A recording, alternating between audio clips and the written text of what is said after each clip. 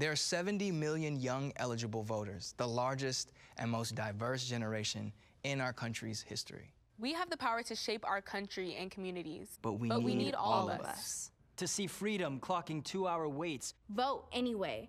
When the machines stop working and your job starts calling because American democracy is running late again, vote anyway. Your vote is bigger than the color of your state. Know that voter suppression will be present. Vote anyway.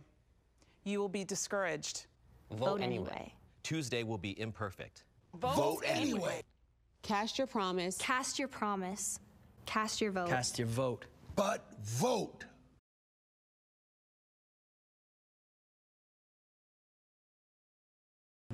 There are some people in society, elections are not their thing. Voting is not their thing. For whatever reason, they've checked out.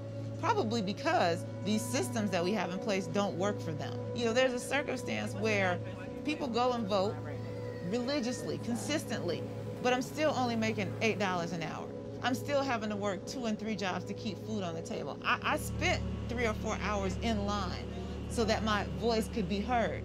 But yet and still, things aren't getting better in my community. So yeah, there are reasons why people don't vote, why people check out.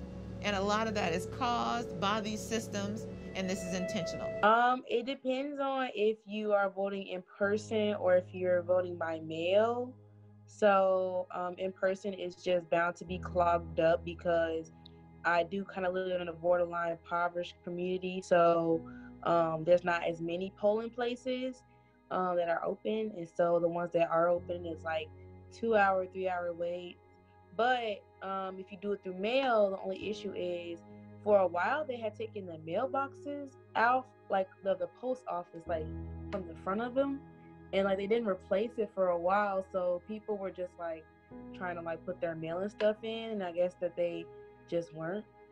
So I recently learned about the local voting, and I do believe that those are just as important, only because when you are dealing with your alderman, your mayor, your judges in the city, you have to make sure that you're taken care of locally first before it even gets to a national level. So yes, I do believe that they're equally important.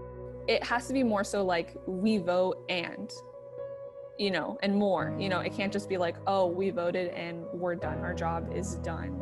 Because in reality, like, change is not made unless like communities really come together and really push for change to be implemented in like legislation and policies and so on.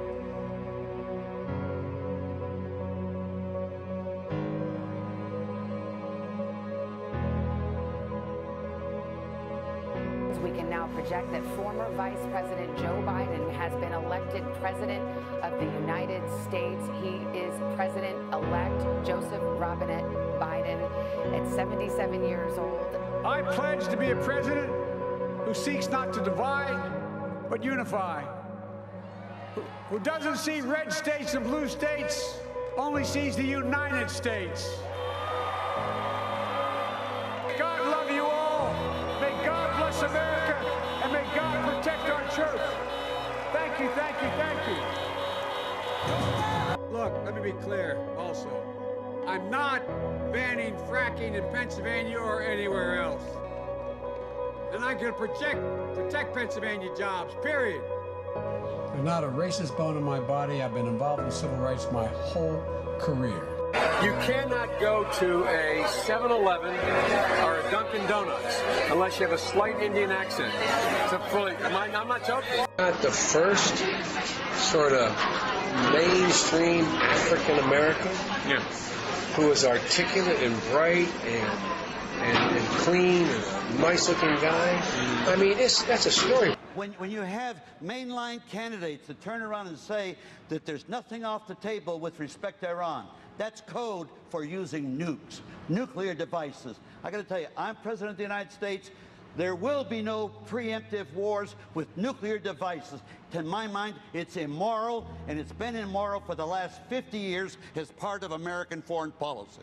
Oh, Joe, I'll include you too. You have a certain arrogance. You want to tell the Iraqis how to run their country. I got to tell you, we should just plain get out. Just plain get out. It's their country. They're asking us to leave, and we insist on staying there. And why not get out? What harm is it going to do? Oh, you hear the statement, well, my God, the soldiers will have died in vain. The entire deaths of Vietnam died in vain.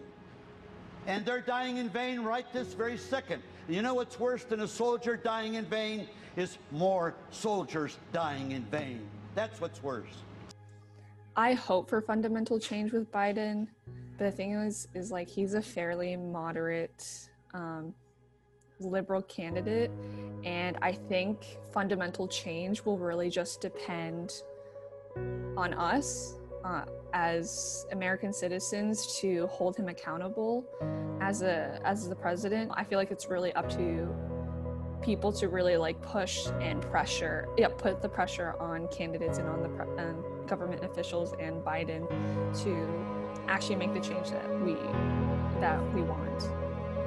It was hurtful to hear you talk about the reputations of two United States senators who built their reputations and career on the segregation of race in this country.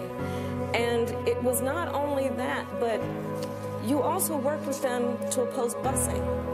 She put over 1,500 people in jail for marijuana violations and then laughed about it when she was asked if she ever smoked marijuana. She blocked evidence. That would have freed an innocent man from death row until the courts forced her to do so. She kept people in prison beyond their sentences to use them as cheap labor for the state of California.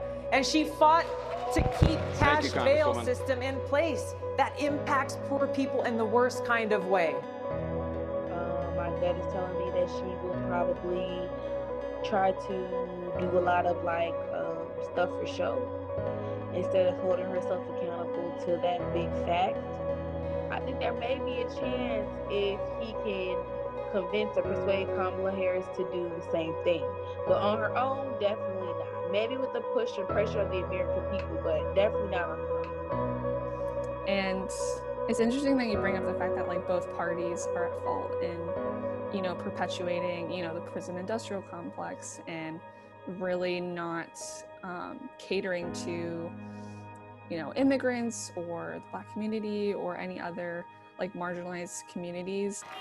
The Bible tells us to everything there is a season, a time to build, a time to reap and a time to sow, and a time to heal.